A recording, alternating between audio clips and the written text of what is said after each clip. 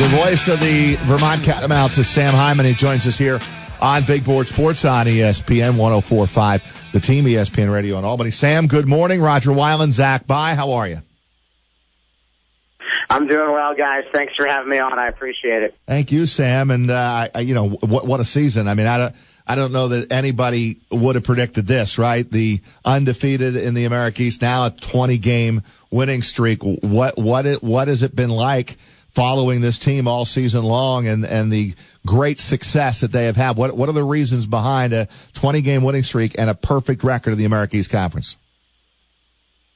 Yeah, it's been really incredible. And when I got here in September, I heard all about how this team had so much potential, but I did not obviously expect, nor did a lot of people in this area expect Vermont to win 20 straight games and go perfect in the America East. But I think the biggest thing you have to point to is the depth on this team, particularly when you look at a mid-major team.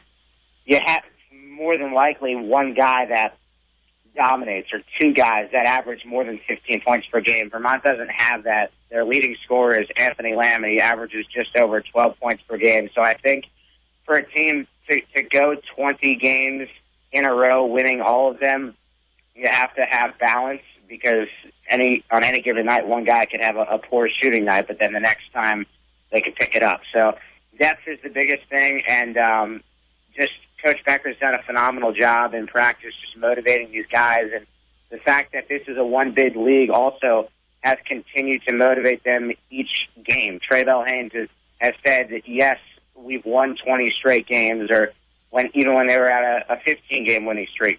They know that they have to win as many games as possible, and particularly the game on Saturday.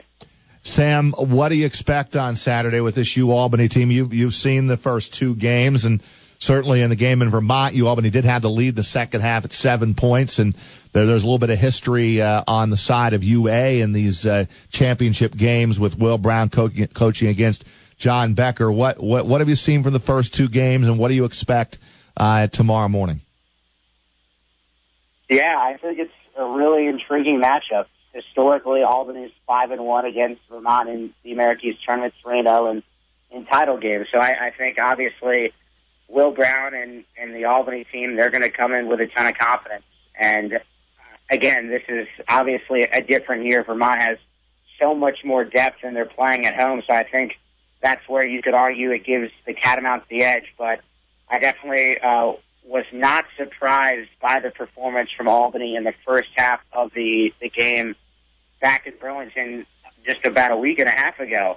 They're the only team to have led at the half against Vermont in conference play. It was just a 3-point lead, and then Vermont outscored Albany in the second half 38-23. So I definitely expect it to be a competitive first half. It will be interesting to see how Albany will continue on towards the second half of play, because obviously going back to what happened in the second half, it kind of drained on them. But I mean, history shows that the Great Danes have a lot of success in these kind of games.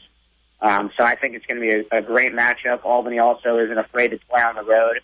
But Coach Becker told me a couple of days ago this team is as confident as it's ever been, and as they should be. I mean, they've won 20 straight games, but to get to the NCAA tournament in this league, you have to win this game, and Albany will definitely come hungry. Hey, Sam, when you look at this Vermont team, you've talked about it, we've talked about it, the depth. You also have the player of the year in Trey Bell-Haynes, but you also have a freshman in Anthony Lamb that I would argue is the most talented player on this Vermont team. Could I get away with saying that? Absolutely. I honestly think, and I haven't been around this league that long, but I think Lamb is, you can make an argument he's at least in the conversation for the top 3 player in the league right now overall. He's clicking on all cylinders, and the most interesting thing about his game right now is the fact that he's starting to take 3-point shots. He took a lot of threes at the beginning of the season and wasn't making them, and then he went through a period from the middle of December to the late portion of January where he didn't attempt a three. He told me he was focusing on making shots 15 feet and in, but now he's made 17 threes in a span of, a handful of weeks, and all of a sudden that's a whole new part of his game, which makes him even more dangerous. That's the biggest thing I would look at going into this game. Lamb has got to be a big factor. And then going to Trey Bell-Haynes, he did win Player of the Year. His stats weren't shell-shocking. He wasn't like last year. He averaged a little over 12 points per game. This year he's just under 11.5 points per game. But he's the engine that drives this team at the point. So well deserving to win that honor. But there wasn't really one pure dominant player in the league this year. And Trey just did a great job of showing consistency. But going back to Lamb, I think if he is able to knock down threes on Saturday, that will make it very difficult for Albany's game plan to try and guard him. And Sam, I'll take it. It's sold out, right? Patrick Gymnasium, Burlington, Vermont, tomorrow morning at 11. No seats available. Yeah, well, the students still have to line up at 8 a.m. and get their tickets, so that's the only thing that's still waiting. But yes, everything else is sold out. A couple of days ago, the fans were out at Patrick Gym 5 o'clock in the morning waiting for tickets to open at 9 a.m. and it was sold out in a matter of 20 minutes. And now the students will come in probably very early tomorrow morning, and then their tickets go on sale at around 8 a.m. So, yeah, it'll be a packed Patrick Gym, and as you guys know, there's not a lot of room. So it'll definitely create a unique atmosphere for a mid-major game that's going to be nationally televised.